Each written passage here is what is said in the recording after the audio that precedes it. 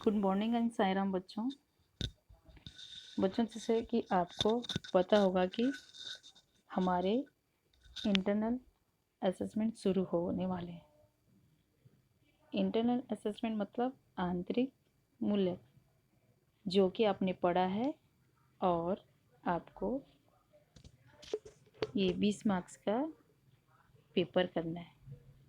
ठीक है, कुछ सब्जेक्ट में आपको गूगल मीट में लाइव करना होगा तथा कुछ कि आप वीडियो भेजोगे। ठीक है, लेकिन संस्कृत के श्लोका रेसिटेशन में तथा असाइनमेंट में आप सिर्फ शब्द रूप की वीडियो ही बनाओगे। आप गूगल क्लास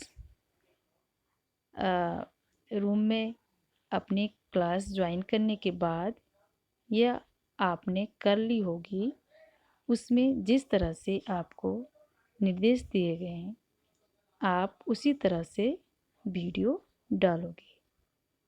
श्लोका और शब्द रूप टेबल्स दोनों की एक ही वीडियो बनाओगे तथा नाम, क्लास तथा सेक्शन सहित भेजोगे। नहीं तो कैसे पता चलेगा कि यह किसकी वीडियो है तथा मार्क्स देने में हमें दिक्कत भी आएगी।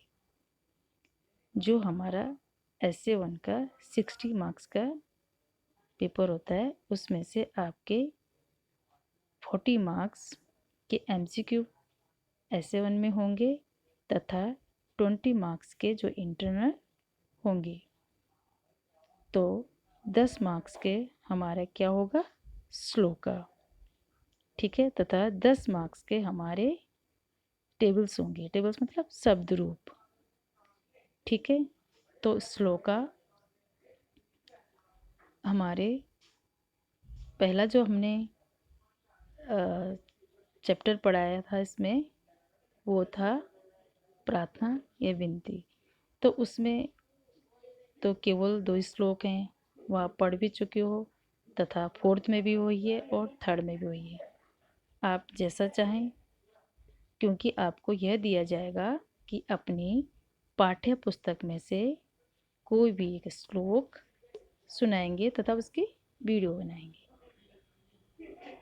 ठीक है, या फिर आपके पेज नंबर 61 में अध्याय 17 में आपके पास श्लोक हैं, उसमें से आप कोई भी श्लोक याद कर सकते हैं और उसकी वीडियो बना सकते हैं। जैसे कि यह है विदेशेषु धनम विद्या व्यसनेषु धनम मति परलोके धनम धर्मः शीलम सर्वत्र वै धनम।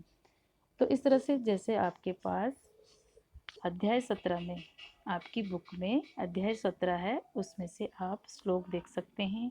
या आप कोई भी श्लोक आपको याद है या जो पढ़ा चुके हैं, उसमें से आप अपने अच्छे तरीके से पहले अपना नाम, क्लास, सेक्शन सब बोलकर, ठीक है, उसके बाद आप उस श्लोक को बहुत तरीके से लय के हिसाब से बोलकर आप अपनी वीडियो भेज सकते हैं तथा दोनों वीडियो एक साथ।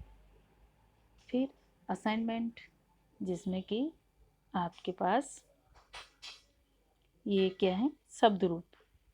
तो शब्द रूप भी आप जैसे आपके पास राम, लता और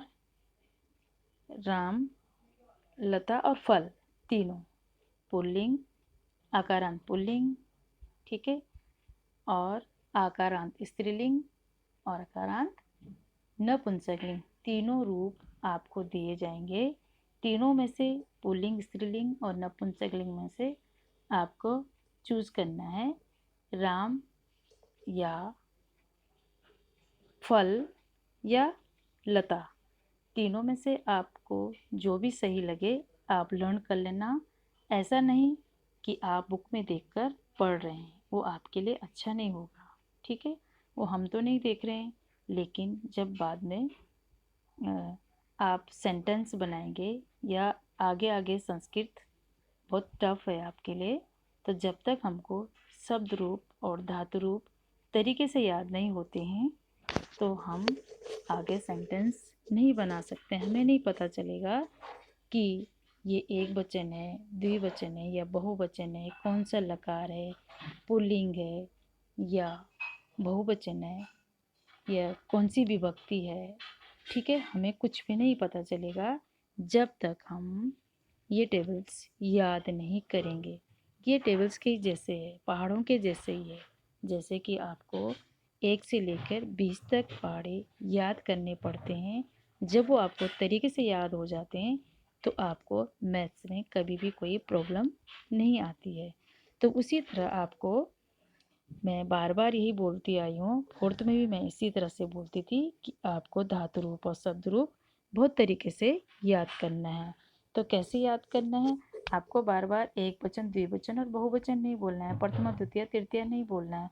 सिर्फ आपको एक वचन, द्विवचन, बहुवचन ये तो खुद ही पता चल जाएगा, और प्रथमा द्वितीय तृतीय चतुर्थी ये खुद ही आपको पता चलेगा कि कौन से विभक्ति है।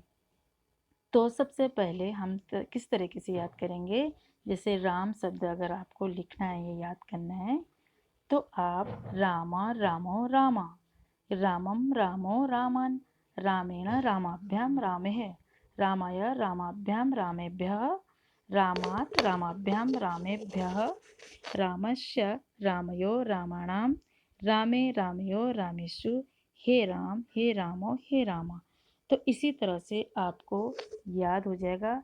और रामा रामो रामा, इस तरह से आपने प्रथमा विभक्ति याद कर ली। तो प्रथमा, द्वितीय, तृतीय, चतुर्थी इस तरह से आप याद करेंगे और संबोधन तक आपको जल्दी याद हो जाएगा। अगर आपने पुल्लिंग में एक शब्द का याद कर लिया, जैसे बालक का याद कर लिया, तो राम का भी आपको याद सब सेम ही है।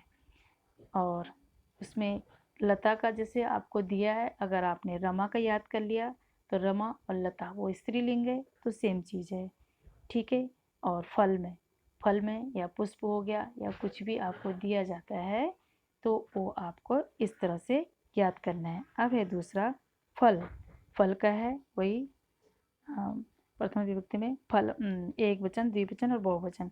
फलम फले फलानि, फलम फले फलानि, फलेन फलाभ्याम फलेय, फलाय फलाभ्याम फलेभ्य, फलात् फलाभ्याम फलेभ्य।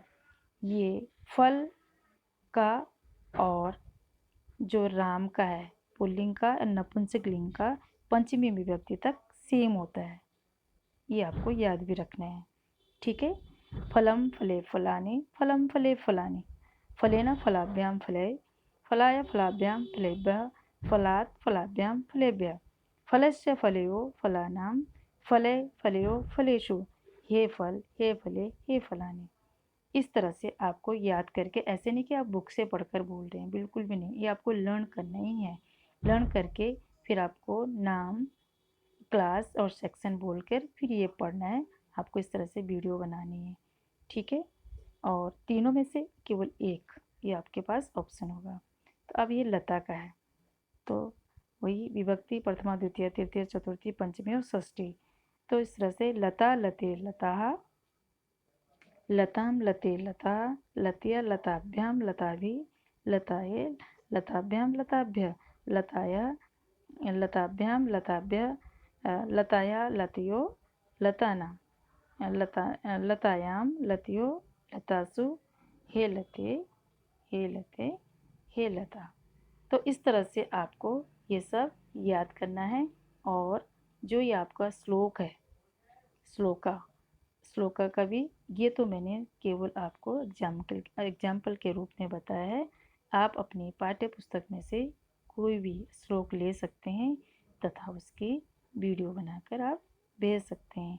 और इन तीनों में से, तीनों शब्द रूप में से आप एक शब्द रूप चूज करेंगे, वो आपके पास सिलेबस आ जाएगा और डेट शीट आपके पास आ जाएगी। तथा इस तरह से ये 10 मार्क्स का आपका ये रेसिटेशन होगा और 10 मार्क्स का क्या होगा, ये असाइनमेंट होगा। ठीक है। तो इस तरह से आपको याद करना है। और जब आप, ऐसे नहीं कि आप बुक में से पढ़कर बोल रहे हो सामने और आप वीडियो बना रहे हो, ना, पहले लर्न करो उसको अच्छे तरीके से। इसका अर्थ नहीं बोलना है, सिर्फ श्लोक ही बोलना है। ठीक है, तो आशा है कि आपके समझ में आ गया होगा और इस मंडे को आपके पास ये वीडियो पहुंच जाएगी। ठीक है, और आपको अच्छी तरीके से शब्द रूप और ये जो श्लोका है अच्छी तरीके से बोलना है। साईं राम।